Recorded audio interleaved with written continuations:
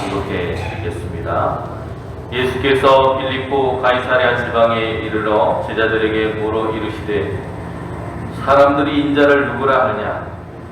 이르되 더러는 세례 요한, 더러는 엘리야, 어떤 이는 예레미야나 선지자 중에 하나라 하나이다. 이르시되 너희는 나를 누구라 하느냐? 시몬 베드로가 대답하여 이르되 주는 그리스도시요 살아계신 하나님의 아들이시니이다. 예수께서 대답하여 이르시되 바요나 시몬아 내가 거기 있노라. 이를 내게 알게 한 이는 혈육이 아니요 하늘에 계신 내 아버지시니라. 또 내가 내게 이르노니 너는 베드로라.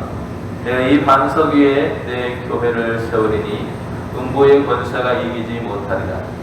내가 천국 열쇠를 내게 주리니 내가 땅에서 무엇이든지 매면 하늘에서도 매일 것이요 내가 땅에서 무엇이든지 풀면 하늘에서도 풀리리라 하시고 이에 제자들에게 경고하사 자기가 그리스도인 것을 아무에게도 이르지 말라 하시니라. 아멘. 오늘은 주연절의 마지막 주일입니다. 그리고 오늘 수요일부터는 사순절이 시작이 됩니다. 주연절은 주님께서 이 땅에 나타나셔서 공생의 사역을 펼치신 기간에 그 기간들을 기억하고 그 사역을 기억하는 시간이라고 말할 수 있습니다. 오늘 우리는 예수님의 공생의 기간 동안 예수님의 사역의 참된 의미에 대해서 함께 말씀을 나누고 있습니다. 그것은 바로 예수님이 행하셨던 사랑의 실천이라고 말할 수 있습니다. 며칠 전에 인터넷 뉴스 기사를 보니까 이런 글이 있었습니다. 어떤 글이었냐면 사회 취약계층이 위한 마지막 보루는 노숙인들을 쉴 수 있는 공간인 쉼터이다. 그런데 그 노숙인 쉼터가 치솟는 물가와 공공요금 인상으로 인해서 위기를 맞고 있다. 이런 기사였습니다. 이 글의 요지를 보면 모든 물가가 상승하고 있어서 그분들을 돌보는, 약자들을 돌보는 시설이 어려운 시절에 지원은 약하고 또 후원을 해주는 사람들도 줄어들고 또 정부 지원도 작아지고 살기가 어려워졌다라고 하는 그런 이야기입니다. 누군가 어려운 이들, 우리의 도움이 필요한 이들에게 제대로 된 도움의 손길을 펼치지 못하고 있다라고 하는 것이 안타깝기도 하면서 또 하나는 과연 교회라고 하는 오늘 우리가 교회로서의 역할을 하고 있는 것일까라고 하는 마음도 들었습니다. 그런 마음이 드니까 참 무거웠습니다. 누군가 그 역할을 상실하게 되면 그가 속해 있는 공동체는 함께 무너져 내리게 되는데요. 오늘 우리의 형제 자매들, 그들이 무너지지 않도록 우리 함께 붙들어주고 기도해주고 염려해 줄 수 있는 교회로서의 마음이 될 수 있기를 간절히 소망해 봅니다. 오늘 우리의 신앙과 고백을 돌아보면서 오늘 이 시간에는 교회로서의 역할을 감당할 수 있는 교회가 될 수 있을까를 함께 나누어 보기를 원합니다. 오늘 배경이 되는 공간적인 지역은 빌립보 가이사랴라고 하는 그런 지역입니다. 갈릴리 호수로부터 북쪽으로는 약 40km가 떨어져 있고 털단이라고 하는 곳에서부터는 동쪽으로 약 4km가 떨어져 있는 도시입니다. 가나안 땅에서 가장 아름답고 풍요로운 지역 중에 하나가 바로 이 빌립보 가이사랴라고 하는 것입니다. 왜 이렇게 풍요로운 지역이냐면 북동쪽에 헤르몬산이라고 하는 산이 있습니다. 그곳에서부터 물이 흘러내려와서 물이 지면에서 솟아나는 지역이 바로 이 빌립보 가이사랴라고 하는 지역입니다. 물이 많기 때문에 뭐가 지어질 수 있을까요? 농사가 지어질 수 있습니다. 또 양을 먹이는데도 수월합니다. 그래서 이곳이 풍요로운 곳입니다. 북동쪽에 위치한 바로 그 헤르몬 산의 덕분에 그곳에 사는 사람들은 풍요로운 삶을 누릴 수 있는 것입니다. 이 빌립보 가이사랴는 본래 가이사 아구스토라고 하는 사람이 헤롯 대왕에게 선물로 하사한 도시, 그의 공적을 인정하고 선물로 그에게 준 도시예요. 그런데 이 헤롯 대왕이 죽고 난 후에 아들인 헤롯 빌립 2세라고 하는 사람이 이 도시를 물려받게 됩니다. 그리고 이 도시를 새롭게 정비하고 거기에 가이사 아구스도 황제를 숭배하려는 대리석 신전을 짓게 돼요. 그리고 성읍의 이름을 자기의 이름인 필립이라고 하는 그 이름을 집어넣어서 빌립보 가이사랴라고 하는 이름으로 바꾸게 됩니다. 이곳에는 쾌락의 신이었던 판이라고 하는 그런 신을 섬기는 제단이 있었습니다. 그리고 로마의 권력을 상징하는 로마 황제를 섬기는 신전이 이곳에 있었습니다. 오늘 본문에 보시면 베드로가 신앙 고백을 하셔 뭐라고 고백합니까? 주는 그리스도시요 살아계신 하나님의 아들이십니다. 이 신앙의 고백의 근간이 되는, 왜 이 신앙의 고백이 나왔는가를 바로 이 이야기 속에서 우리는 알 수 있어요. 베드로의 신앙 고백은 당시의 판이라고 하는 쾌락의 신, 이 쾌락의 신이 우리를 구원하는 메시아도 아니고 또 당시에 그 지역을 통치하던 로마의 힘을 상징하는 황제가 우리를 구원하는 메시아도 아니라고 하는 것을 이야기하고 있는 겁니다. 그러면 진정한 우리를 구원하는 메시아가 누구인가? 라고 하는 고백이에요. 그게 바로 예수님이라고 하는 고백입니다. 그분이 하나님의 아들이시고 우리의 진정한 왕이고 구원할 자라고 하는 고백이 오늘 베드로의 고백이었다는 거예요. 이 고백은 그 당시 초대교회의 제자들의 그리고 교회의 신앙 고백이라고 말할 수 있습니다. 신앙 고백이 바로 그 교회 또 그들이 속해 있는 공동체를 상징하기 때문에 신앙 고백은 굉장히 중요한 것입니다. 우리도 신앙 고백하죠, 그죠? 예배 때마다 우리가 신앙 고백을 합니다. 전능하신 하나님이라고 하면 고백을 하면서 그 하나님에 대한 고백, 또 우리가 어떻게 살 것인지에 대한 고백들을 하고 있는 것이 사도 신경이라고 말할 수 있습니다. 우리 신앙의 고백이죠. 이처럼 당시 초대의 그런 사도들의 고백이 주는 그리스도시요 살아계신 하나님의 아들, 그들이 세웠던 신전의 신도 아니고 로마의 황제도 아닌 우리를 죄와 사망의 권세로부터 그리고 어두움의 그림자로부터 우리에게 진정한 구원과 해방을 주실 분, 그분은 예수 그분님밖에 없다는 고백이 바로 그 고백이라는 것입니다. 예수님은 사람들을 무엇이라 하는지, 자신에 대해서 누구라고 하는지 알고 싶었던 것 같아요. 바로 제자들에게 물었습니다. 사람들이 날더러 누구라고 하든 그들은 나에 대해서 어떻게 생각하고 있는지, 그들은 나에게 대해서 어떻게 고백하고 있는지 물었습니다. 그랬더니 제자들이 말하죠. 어떤 사람은 세례요한이라고 나옵니다.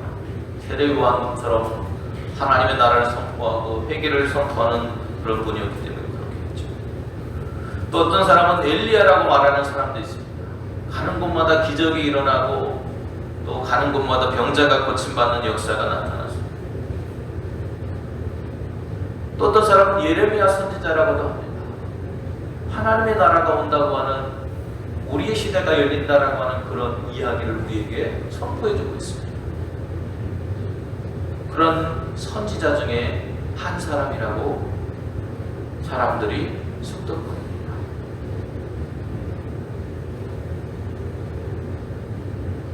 그 이야기 속에는 그들의 신앙의 고백은 없었습니다.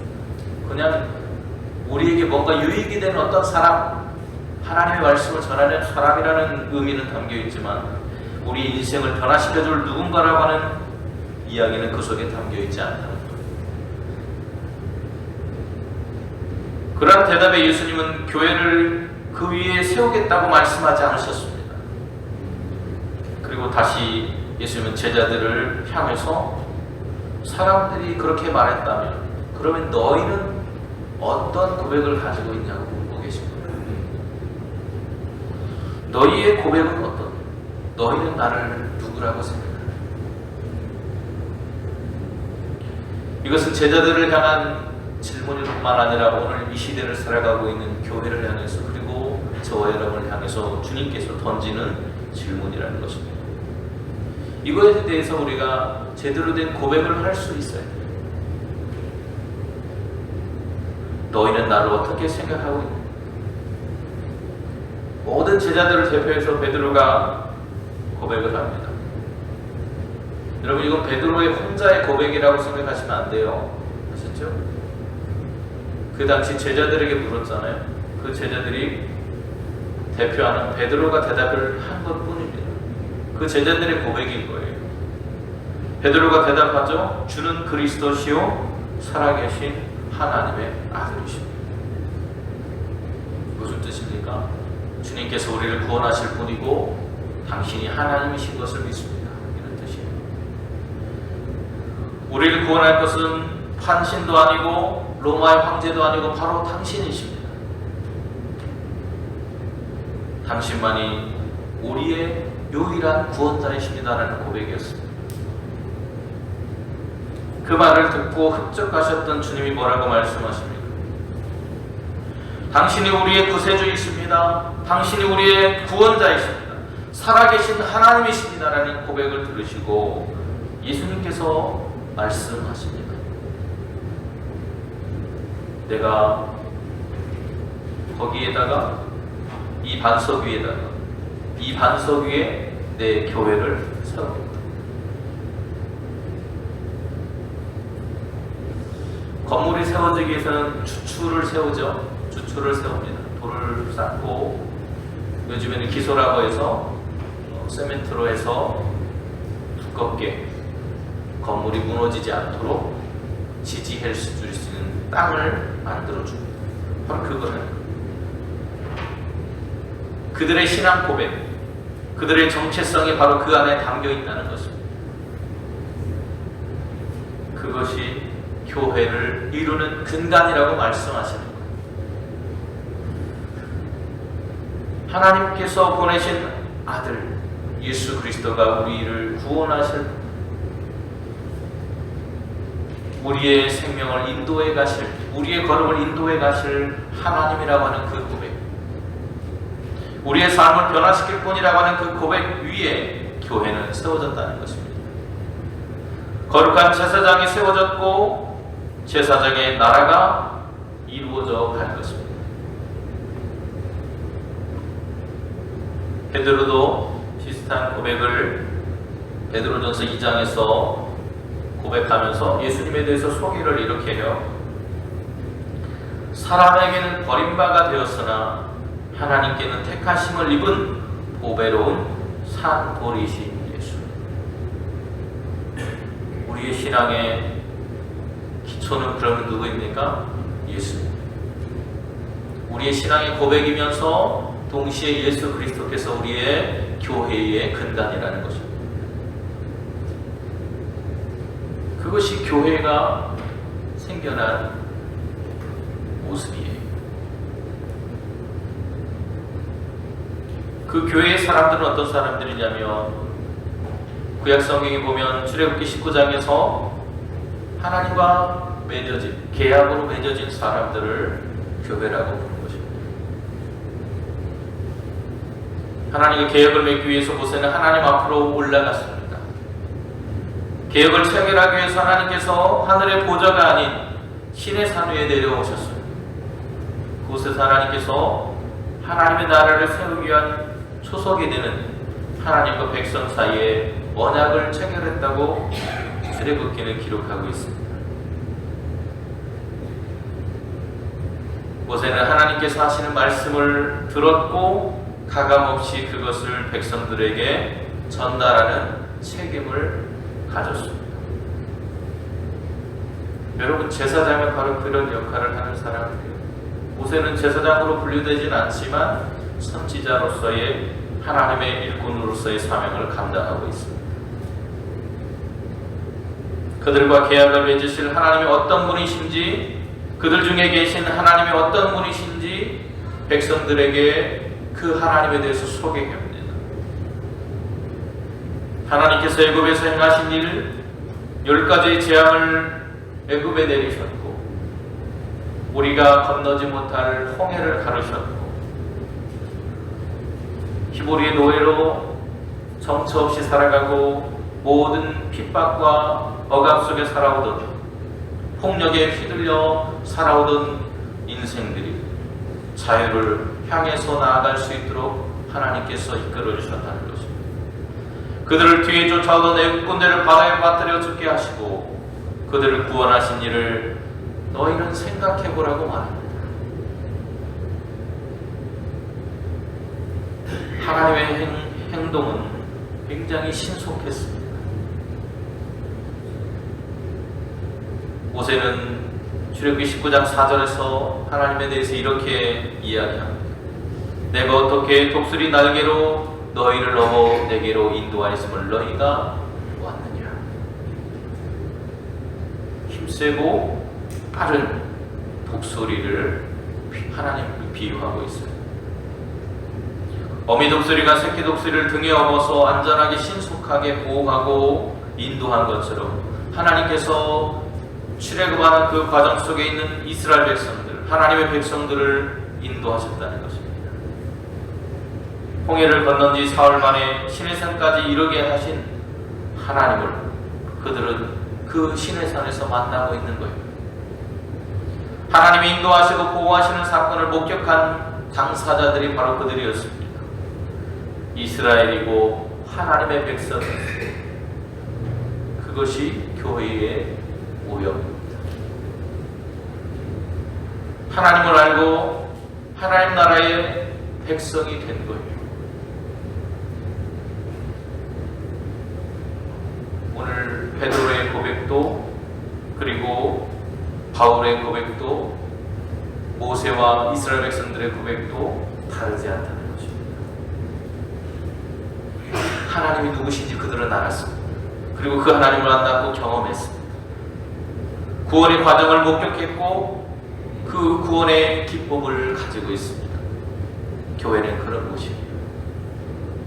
이스라엘 백성들을 하나님은 그렇게 부르셨고 인도하셨고 선택하셔서 하나님과의 약속을 통해서 나는 너희 하나님이 되고 너희는 나의 백성으로서 이제 살아가자고 말씀하십니다. 그것이 뭐예요? 하나님의 나라예요. 다른 게 하나님의 나라가 아닙니다. 하나님과 함께하는 바로 그곳, 하나님과 함께하는 우리의 삶, 그곳이 바로 하나님의 나라입니다. 그리고 죽으면 가는 곳이 천국이 아니고 오늘 우리가 살아가는 매 순간순간이 하나님과 함께하고 있다면 바로 우리의 그 순간순간들이 하나님의 나라입니다. 물론 그 완성은 우리가 죽음으로써 하나님께 돌아가면 이루어지겠죠. 하지만 우리의 삶 속에도 여전히 하나님의 나라는 이루어져가고 있다는 사실을 기억해야 합니다. 교회는 바로 그 일을 위해서 하나님께 부름을 받았고 선택받았습니다. 하나님의 구원의 은총을 목격했고 경험했습니다. 그래서 우리는 거룩한 나라가 되었습니다. 하나님의 선택받은 제사장 나라가 이스라엘 백성들은 될 수 있었습니다. 그들이 바로 이스라엘이고 영적인 이스라엘이 교회입니다. 오늘도 하나님은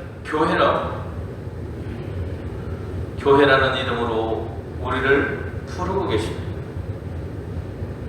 영적인 이스라엘 공동체로 우리를 부르고 계십니다.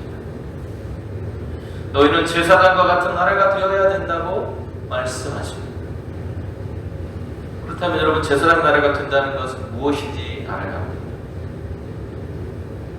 제사장은 하나님과 백성 사이의 중재 역할을 하는 사람입니다. 백성들에게 보여주는 사람이에요. 예배를 이렇게 드려야 하나님의 백성으로서의 진정한 모습으로 살아가는 것입니다. 예배는 이렇게 드리는 것입니다. 여러분, 그렇게 어려워하시는 레위기나 그 이야기들이 다른 이야기가 아니에요. 하나님께 어떻게 예배하는 것이 하나님의 백성으로서 진짜 예배를 드리고 살아가는 것인지를 보여줍니다. 다시 말하면 우리가 제사장 나라가 되었다라고 하는 것은 세상 사람들의 본이 되는 삶을 살아가는 공동체가 되어야 된다는 이야기입니다. 예수님을 만나고 예수님이 그 안에 거하는 사람은 오늘 우리의 몸 스스로가 하나님의 거룩한 성전이라고 하는 사실을 기억하고 살아가야 된다는 것. 하나님은 우리를 교회라고 부르셨습니다. 동시에 거룩한 제사장이라고 부르셨습니다. 그리고 거룩한 제사장의 본으로 예수님께서 그 삶을 살아주셨습니다.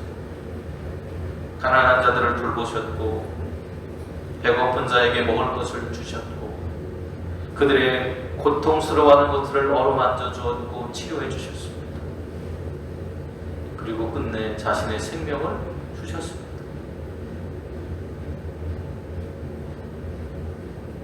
거룩한 제사장이 되어서 예수님께서 사랑의 빛을 세상에 비춰주신 것입니다.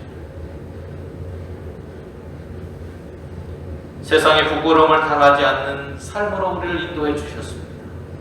하나님의 나라의 백성 우리는 매일 우리의 삶을 통해서 하나님의 나라를 이루어 가야 하는 것입니다.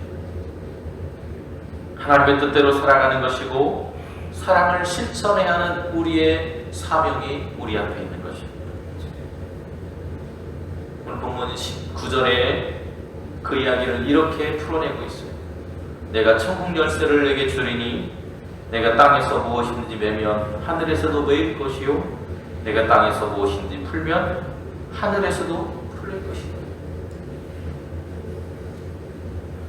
제사장 나라자 거룩한 제사장인 교회는 주님께서 주신 사명을 이 땅에서 충실하게 수행하고 사람들에게 마음의 빗장, 교회의 빗장을 걸어 잠그고 사람들을 대하는 것이 아니라 그들에게 마음을 넓게 열고 교회의 문을 열어서 함께 어우러져 살아가는 공동체가 되어야 한다는 것입니다.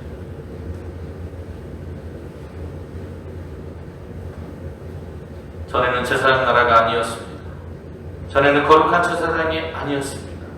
그러나 오늘 우리는 하나님의 긍휼을 입어서 거룩한 제사장으로, 제사장의 나라로, 거룩한 백성으로 부름을 받게 된 것일 뿐입니다. 우리가 먼저 이러한 부름을 받은 것은 예수 그리스도의 아름다운 덕을 세상에 선포하라는 하나님의 사명입니다.